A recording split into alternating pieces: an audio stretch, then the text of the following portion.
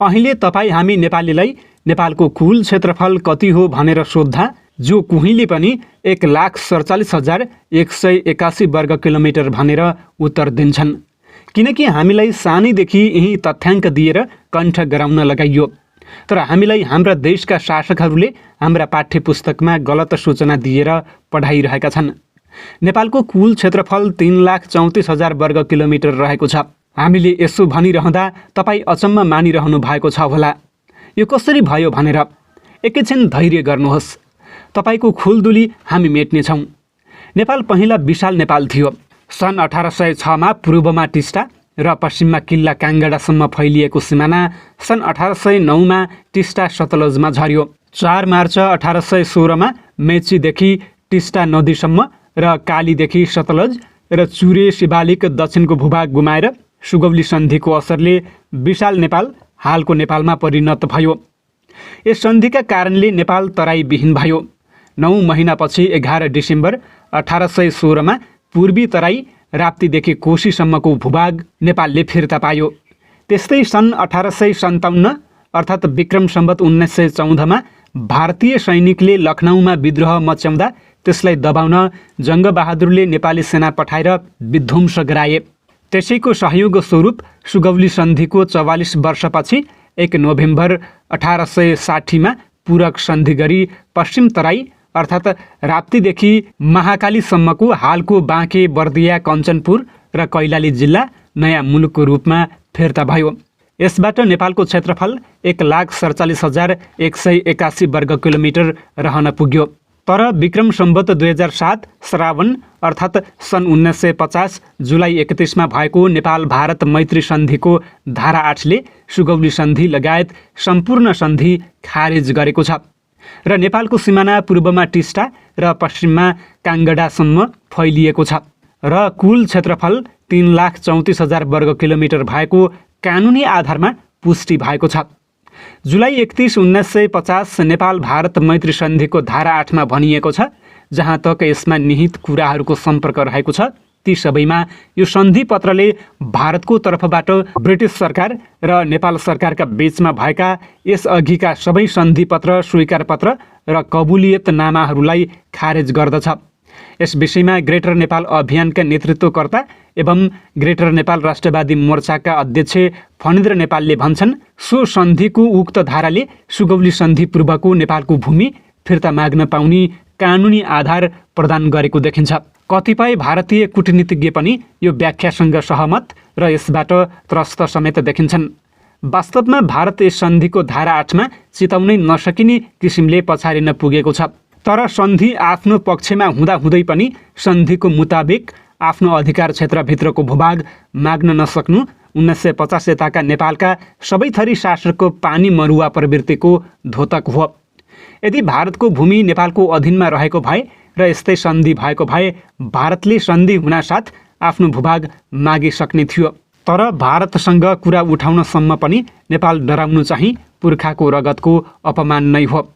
नेपाली वीर योद्धाहरू भक्ति थापा, अमरसिंह थापा, बलभद्र कुँवर र शासकहरू पृथ्वीनारायण शाह, बहादुर शाह, राजेन्द्र लक्ष्मी लगायत हजारौं वीर योद्धा आदि नेपालीहरूको रगतले सिञ्चित योगदानले पूर्वमा टिस्टा र पश्चिममा काङ्गडासम्म फैलिएको विशाल नेपाल राष्ट्रमा सन् 1950 पछिका शासकहरूले दाबी नगर्नु, नेपाली वीरहरूको साहसिकताको कदर नगर्नु ठूलो राष्ट्रघात हो। सुगौली सन्धि नेपालले इस्ट इन्डिया कम्पनीसँग गरेको थियो।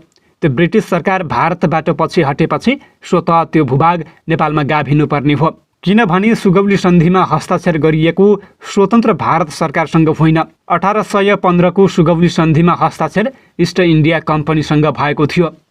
ब्रिटिस साम्राज्यले आफ्नो नियन्त्रणमा रहेको भूमि त्याग गरी पहिलेकै राष्ट्रलाई दिने घोषणासँगै सन् 1947 अगस्ट 15 मा भारत स्वतन्त्र भयो र नेपालले पनि आफ्नो गुमेको ब्रिटिस साम्राज्यको नियन्त्रणमा रहेको भूभाग फिर्ता पाएको छ। यसै सन्दर्भमा नेपाल संयुक्त अधिराज्य ग्रेट ब्रिटेन अर्थात् युनाइटेड किङडम बीच 1950 अक्टोबर 30 तारिखमा भएको सन्धिको धारा 8लाई हेरौँ।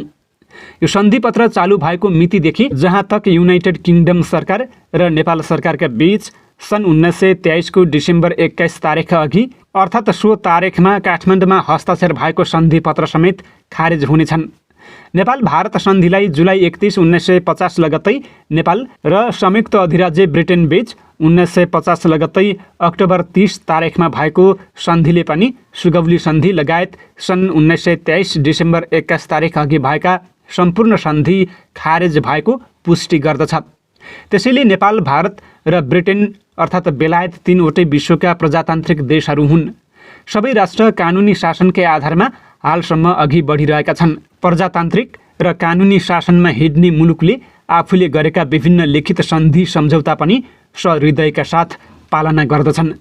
त्यसैले सम्पूर्ण नेपालीहरूले प्रक्रियागत ढङ्गले प्रजातान्त्रिक तरिकाले आफ्नो भूमि पाउनुपर्ने दावाका साथ ब्रिटेन अर्थात् बेलायत, भारत, संयुक्त राष्ट्रसङ्घ, अन्तर्राष्ट्रिय अदालत र विभिन्न राष्ट्रहरूलाई पहल अर्थात् आग्रह गर्दा बिना रोकावट नेपालले आफ्नो भूमि फिर्ता पाउँदछ। त्यसका लागि हामी सबै नेपालीले शत्रुको भाव नराखी मित्रवत ढङ्गले सम्पूर्ण छिमेकी राष्ट्रहरूसँग अघि बढ्नुपर्दछ र कुराकानी गर्नुपर्दछ। हामीले हाम्रो भूमि माग्ने हाम्रो अधिकार हो र अधिकार सधैँ मागेर मात्र पाइन्छ।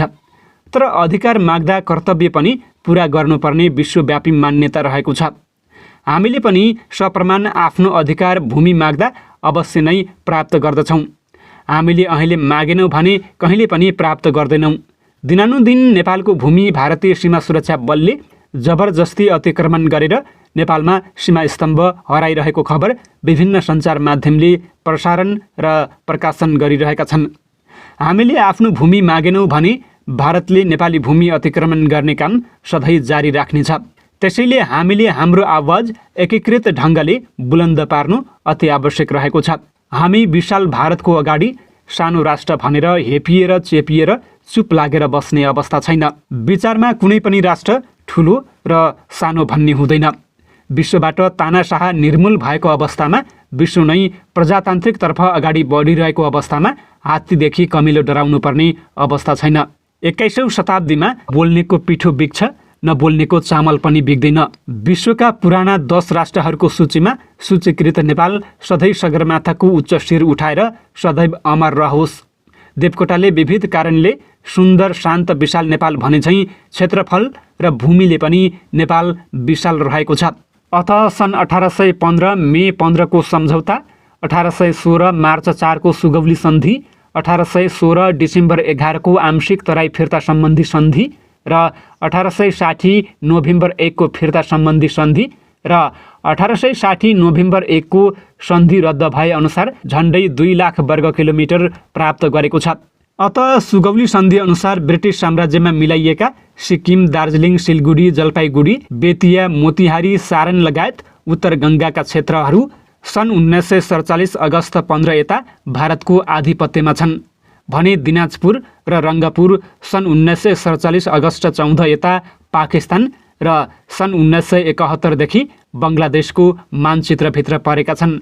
पश्चिमतर्फ महाकालीदेखि सतलज नदीसम्मका भूभाग पनि भारत स्वतन्त्र भएदेखि यता भारतकै अधीनमा रहेका छन्। सन् 1950 को नेपाल भारत सन्धिको धारा 8 ले सुगौली सन्धि रद्द गरेको हुँदा ती सबै क्षेत्र भारतले नेपाललाई फिर्ता गर्नुपर्दछ।